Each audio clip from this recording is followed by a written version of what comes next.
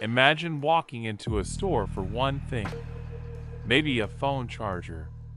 A few minutes later, you leave with snacks, an accessory, and something you never planned to buy. Nothing forced you to spend that money. So why did it happen? Because your brain does not treat every purchase like a financial decision. Often, it treats buying as an emotional experience. When something looks useful, attractive, or limited, your attention shifts toward what you could gain, rather than what you are giving up. This creates a conflict between immediate rewards and long-term goals.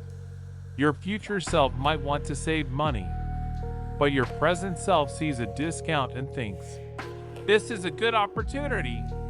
And immediate rewards often feel more real than future benefits. Consider a simple example.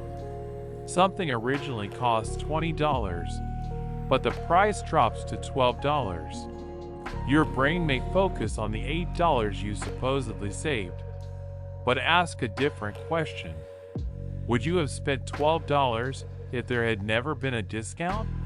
If the answer is no, the discount did not really save you money. It created a reason to spend it. This is connected to a psychological effect called anchoring, where an initial number influences how we judge later numbers.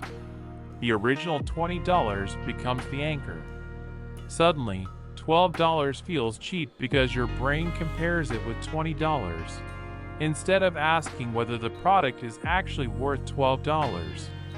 And once emotions enter the decision, another part of your brain can make spending feel even more rewarding. Think about being tired, bored, stressed, or simply scrolling through your phone.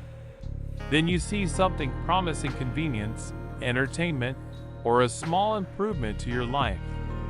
The purchase can feel strangely satisfying. That is because sometimes you are not really buying the product. You are buying a temporary change in how you feel. Research in psychology shows that emotions can influence financial decisions. When people are emotionally activated, immediate rewards can become more appealing. This does not mean everyone responds to stress by shopping. Human behavior varies. But for some people, shopping can become a form of emotional regulation. A difficult day becomes, "I deserve this." Boredom becomes, "Why not?" Stress becomes, "I'll feel better if I buy it." When that pattern repeats, the brain can learn the association. Feeling bad leads to shopping. Shopping creates a brief positive feeling. The brain remembers the connection. Then there is the pain of paying. The experience of paying can influence how expensive a purchase feels. When payment becomes less visible or less immediate, spending can sometimes feel easier. Digital payments are a simple example. You tap a screen. The transaction is finished. There is no physical exchange of cash reminding you that money has left your wallet. And then comes another psychological trap. We can become attached to things simply because we already own them. This is related to the endowment effect, where people may value something more because it belongs to them. That can make us keep subscriptions, memberships, or products we rarely use. The question changes from, "Would I buy this today?" to, "How can I justify keeping it?" And that small change can quietly cost money over time. So how do you create distance between an impulse and an actual decision? The answer is not to stop buying things. Spending money is a normal part of life. The goal is to make sure your decisions reflect your priorities, rather than your strongest emotion in the moment. Start with a simple waiting period. For non-essential purchases, wait a few hours or a day before buying. That pause can weaken the emotional intensity behind the decision.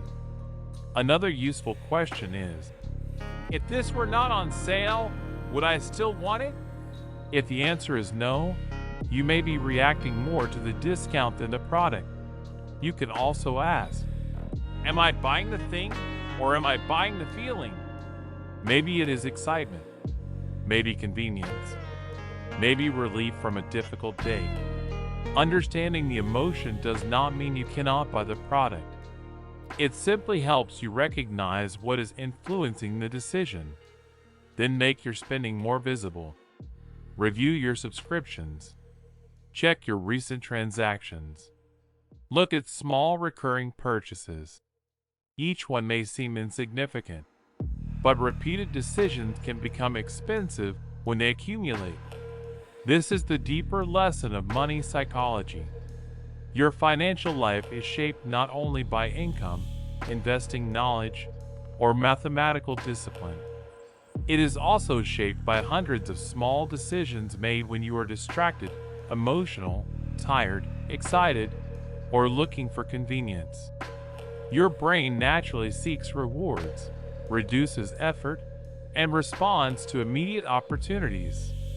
Those instincts can be useful, but in a marketplace filled with constant choices, they can sometimes work against your long-term goals. The answer is not to distrust your brain. It is to understand it. Because when you recognize the psychological trigger behind a purchase, you create something valuable.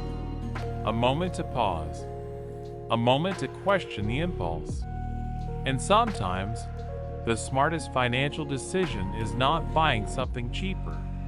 It is realizing you never needed it in the first place. If you enjoy understanding the hidden psychology behind money and everyday behavior, subscribe for more.